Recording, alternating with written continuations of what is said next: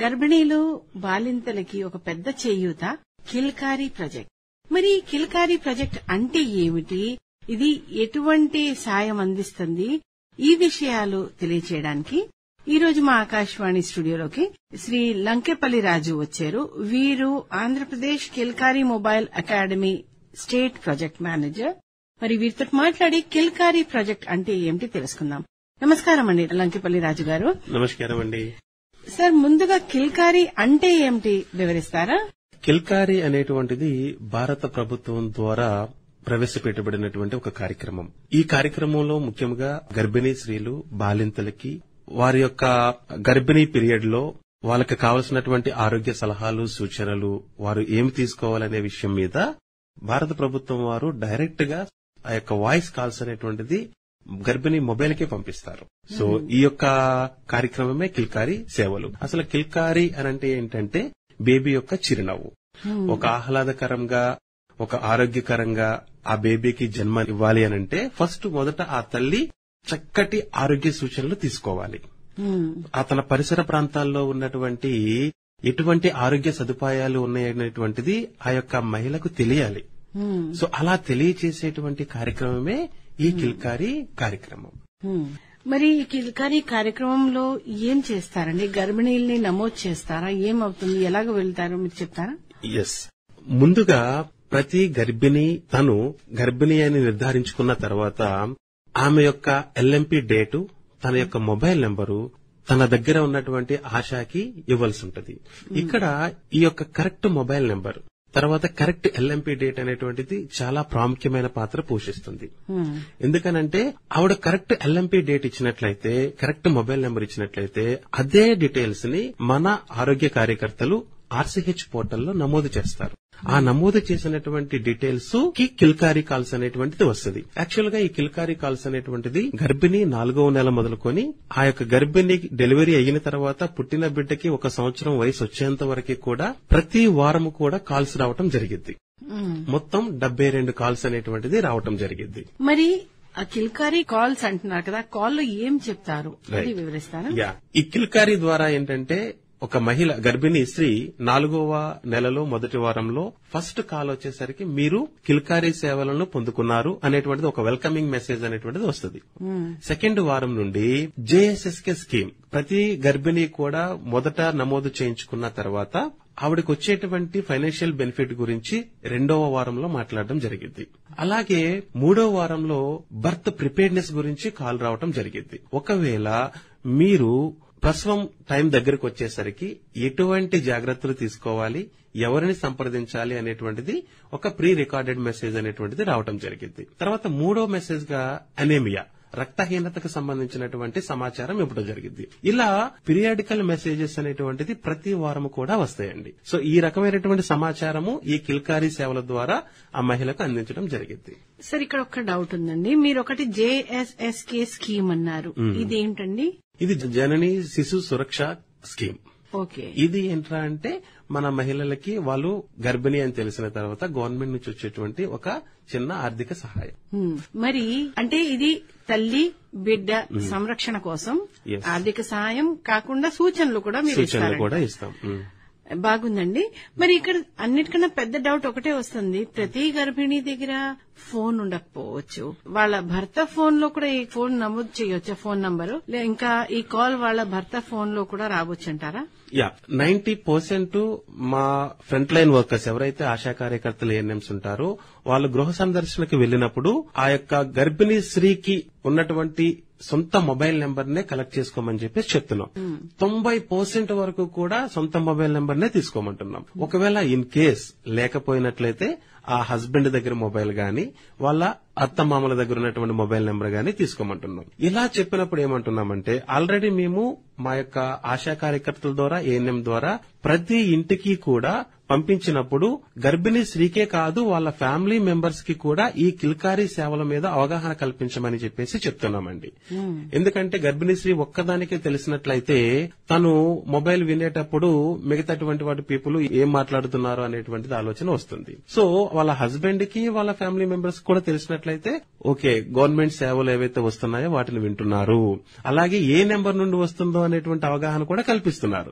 అయితే ఏంటంటే గ్రామ స్థాయిలో ఆరోగ్య కార్యకర్తల ద్వారా ఈ యొక్క సేవల మీద విస్తృతమైన అవగాహన కల్పిస్తుంది ఆంధ్రప్రదేశ్ రాష్ట్రం.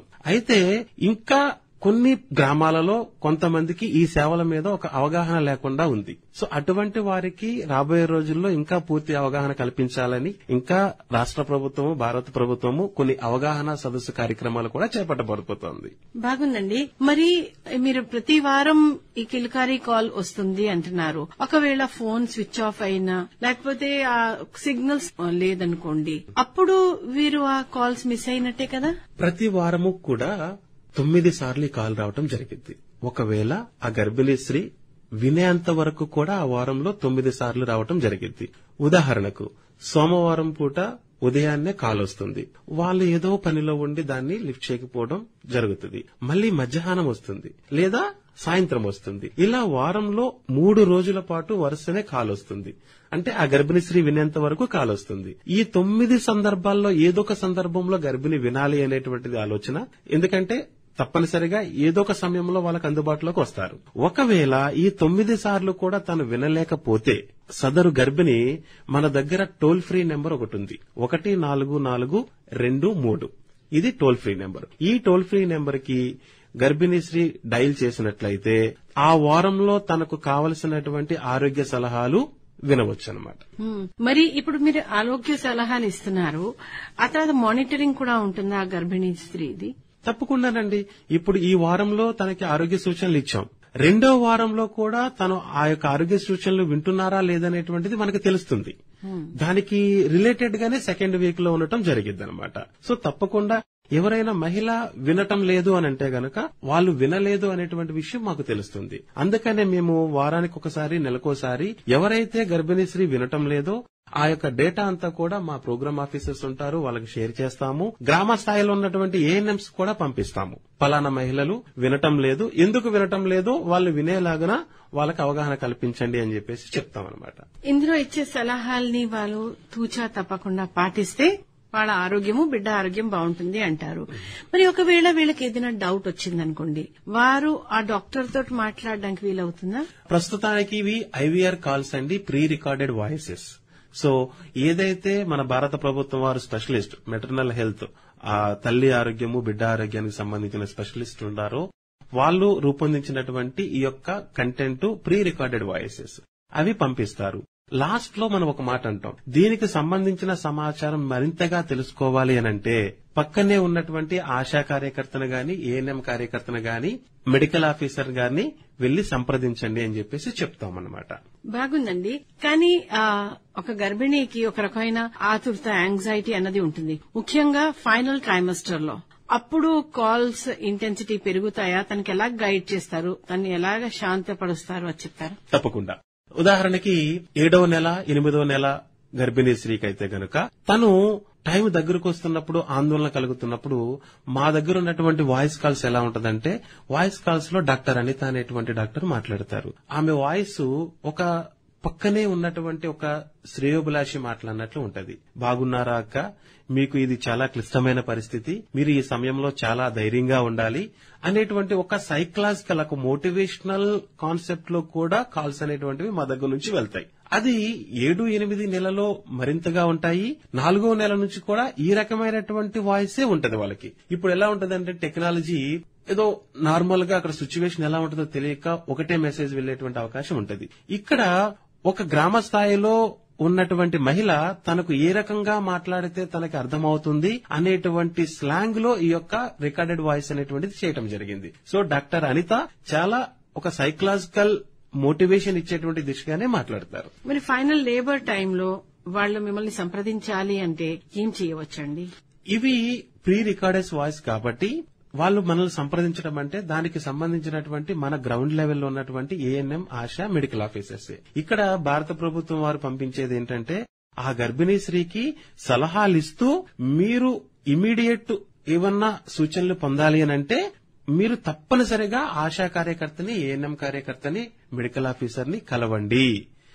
ఆ యొక్క పదాన్ని ప్రతి మెసేజ్ లో కూడా ఇన్సిస్ట్ చేస్తారు. ఎందుకనంటే ఈ రోజు నాడు భారత ప్రభుత్వం ఆంధ్రప్రదేశ్ రాష్ట్రంలో ఉన్నటువంటి ప్రతి వైద్య ప్రాంగణంలో అన్ని సేవలు లభిస్తున్నాయి. ఆ సేవలను తీసుకోవటంలో ప్రజలకు అవగాహన కల్పించడం చాలా అవసరము. అందుకోసమనే మన ఈ కాల్స్ అనేటువంటిది ప్రతి మెసేజ్ లో మనం ఏవైతే సమాచారం ఇస్తున్నామో ఆ సమాచారాన్ని చెప్తూనే మీకు మరింత సమాచారం కోసము మన ఊర్లో ఉన్న డాక్టర్ గారిని కలవండి అని చెప్పేసి వాళ్ళకి మనం చెప్తున్నాం. మరి సార్, ఇక్కడ ప్రసూతి తర్వాత స్త్రీ ఆరోగ్యం కొంచెం తన వీక్ ఉంటుంది. అలాంటప్పుడు ఆ సందేశాన్ని స్త్రీ భర్త కానీ వాళ్ళ రిలేటివ్స్ కానీ ఎవరైనా తీసుకోగలరా? తప్పకుండానండి. ఎందుకనంటే ఆ మహిళ డెలివరీ కోసం హాస్పిటల్లో జాయిన్ అయింది. ఆ మొబైల్ వచ్చేసి వాళ్ళ హస్బెండ్ దగ్గర ఉంటది.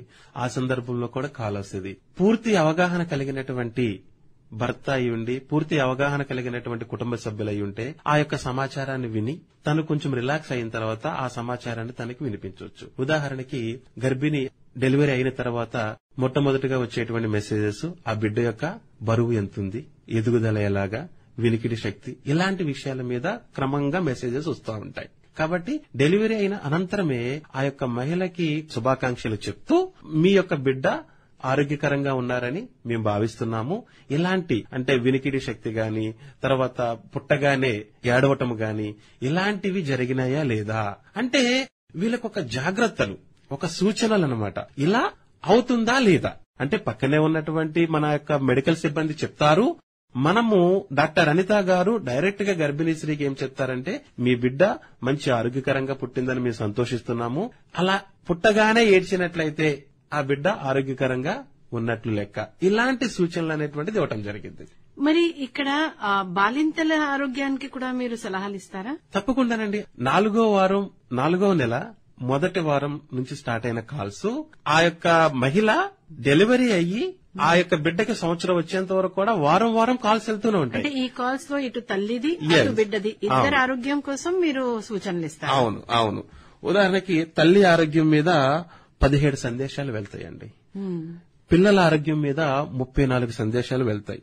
ఆ యొక్క పుట్టిన బిడ్డకి ఇమ్యునైజేషన్ కి సంబంధించినటువంటి సమాచారము 7 మెసేజెస్ వెళ్తాయి. తర్వాత కుటుంబ నియంత్రణ, ఫ్యామిలీ ప్లానింగ్. ఎందుకంటే బిడ్డకి మధ్య ఎడమ గురించి ప్రతి గర్భిణీ స్త్రీకి తెలియాలి. గ్రామీణ ప్రాంతాలు అది చాలా అవసరం. అందుకనే కుటుంబ నియంత్రణకి ఉన్నటువంటి అధునాతనమైన పద్ధతులు ఏంటి, అవి ఎక్కడ లభిస్తున్నాయి అనేటువంటి సందేశాలను కూడా మనము ఒక 12 సందేశాలు పంపిస్తాం. సార్, ఇక్కడ నాకు ఒక చిన్న డౌట్ అండి. ఇప్పుడు మన రాష్ట్రంలో ఎన్నో జిల్లాలు ఉన్నాయి. ప్రతి జిల్లాలకి ఉన్న భాష కానీ ఫెసిలిటీ కానీ వేరే వేరేగా ఉంటుంది. మీరు ఆ ప్రతి జిల్లా కోసం డిజైన్ చేశారా ఈ కాల్ని? నో అండి, ఇది యూనివర్సల్ గా అంటే తెలుగు రాష్ట్ర ప్రజలకి చాలా దగ్గరగా ఉండేటువంటి ఒక భాషనే రూపొందించడం జరిగింది. ఈ ఉదాహరణకి హిందీ రాష్ట్రాల్లో హిందీ ప్రజల కోసము డిజైన్ చేసినటువంటి కాన్సెప్ట్ ఉంది. దానిని మనము తెలుగు ప్రజలకు ఎలా కావాలి అనేటువంటి విధంగా రూపొందించి 26 జిల్లాల్లో ఎవరికైనా అర్థమయ్యేటువంటి రీతిలోనే ఈ యొక్క భాష అనేటువంటిది ఉంటుంది. మరి వారు నియరెస్ట్ కేంద్రానికి వెళ్లాలి అనుకోండి, ఆరోగ్య కేంద్రానికి, అది గైడెన్స్ ఎలాగా మళ్ళీ ఏఎన్ఎం ని సంప్రదించమంటారు? అవునండి. ఎందుకంటే ఉదాహరణకి మన రాష్ట్ర ప్రభుత్వంలో చూసుకుంటే ఆశా కార్యకర్తలు చాలా బాగా పనిచేస్తున్నారు.